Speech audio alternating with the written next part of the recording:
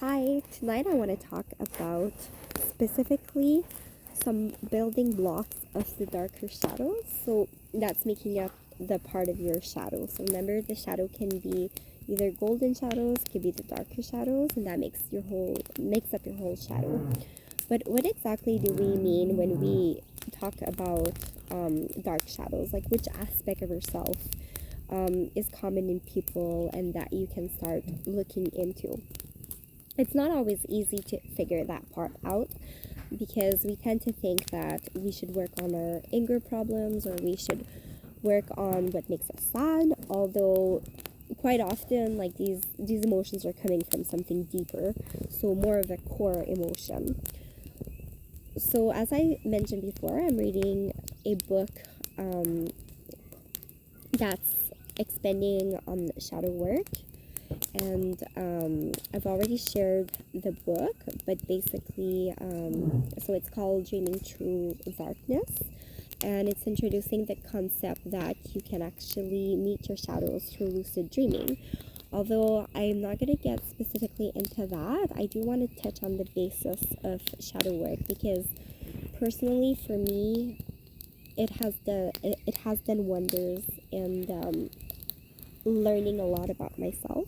So we tend to be okay looking at the positive qualities, and we love to voice what these are, but we kind of we don't tend to deep dive into our darker aspects. Although these aspects of ourselves, they just need as much love as we give to our more positive qualities.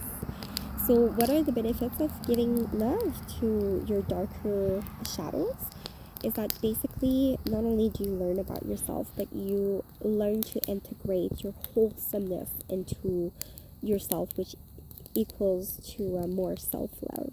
So, you actually start to see, for me, anyways, personally, I started to see a shift in my perception of myself once I started digging into the aspects of myself that I had suppressed or that I had repressed.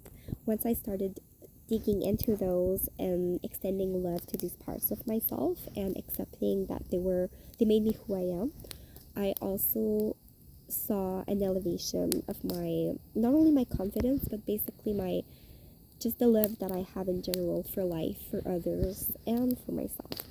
So not only does it benefit you as an individual, but it actually benefits the whole collective as well whenever you do some inner work. So I encourage you to look at the three fundamental blocks of the darker shadows that I'm going to present to you. And with that information, I hope that you're going to maybe start looking at those sides of you, those sides that we tend to reject or repress, or we don't tend to give we don't tend to give um, we don't tend to give any attention to, just because it's more natural for us to kind of ignore those parts of ourselves because we don't really want to look at them. Although these parts, they do often make up some of our internal wounds, so it's important to go. Sorry, I have a fire going on. It's important to look into why maybe these parts are affecting you, or at least try to do the inner work to uncover from which wounds those aspects of yourself, um, you know, uh, which, what can you tie them back to? So the first one is shame. So shame is quite common. Especially as children, we learn to embody shame because often there's certain expectations of how we should behave, or we can't fully be ourselves, and some parts or things that we do as children might get shamed upon, and that means the end of the world for a kid when that happens. So as children, we learn to do what is socially acceptable, and everything else becomes in a way shameful. And what happens is that as we grow older, we embody that shame, and that shame actually creates a blockage within. And we tend to go back to that shame in situations where it's actually preventing us to move forward. So we have shame inside that it would be very beneficial to let go of. And how do you let go of that shame? You learn to integrate it, because it's part of your darker shadows. So for example, basically the shame that we carry is often displayed as it often goes hand in hand with fear, which is the second building block of the darker shadow. So shame breeds fear, basically. So we become fearful when, for example, there's something we think or rather we want to try, but we don't, because we don't want to feel the shame that comes with failure, for example. So that prevents us from actually tapping into our potential. And again, that shame will be different for everybody. But it's important to uncover where it's coming from, and in that way of understanding your shame, then you're in a better position to be able to accept it, and also to extend love to it and understand why it's there, and you're able to recognize that it's trying to protect you, but it's not serving you in the way that is good for you. So in that sense, you can actually start to give yourself compassion, but not only to yourself, but to your shame, that part of yourself. And just by giving it attention, naming that part, and being able to witness how it creeps up into preventing you from achieving your potential, then just that will be all, steps that will actually let you integrate that part into your fuller self. So I talked about fear. So fear is the second building block of the darker shadow.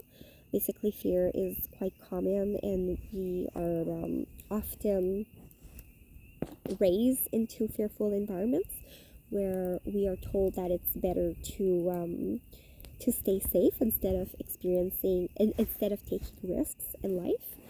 And again, it's all about perspective. So once you start being able to distinguish fear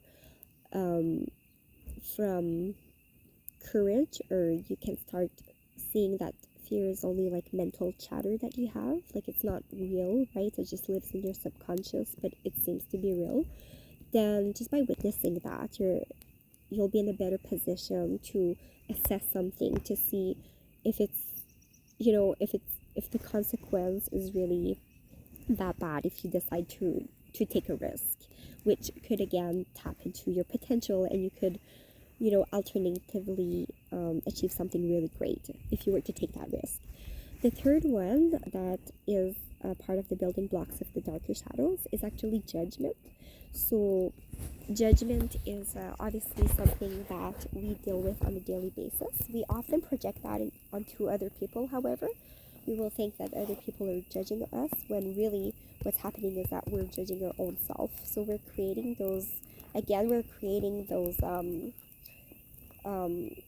blockages, whereas we think it's created outside of ourselves, it's often created within ourselves. So again, just the act of witnessing all of that is enough to start integrating the judgment that you have within, because you'll be in a better position to understand where it's coming from, and to see when it's happening, to when you're actually talking down to yourself, for example, or you're avoiding certain situation because you're judging yourself too harshly, and it will basically change your perception into maybe giving yourself more compassion and being softer with yourself, and seeing maybe somewhere along the line that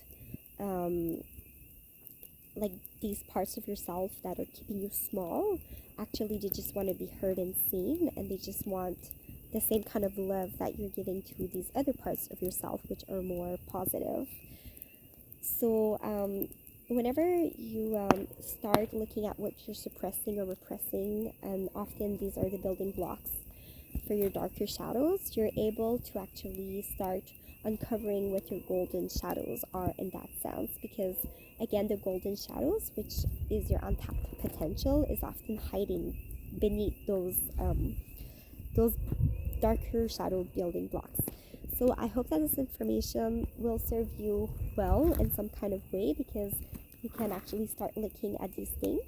And in the next video that I'm going to do at some point, I'm going to start talking about how you can integrate these parts, or what kind of things, practices, and techniques you can do to start, basically extending your love to these parts of yourself as well. Have a nice evening.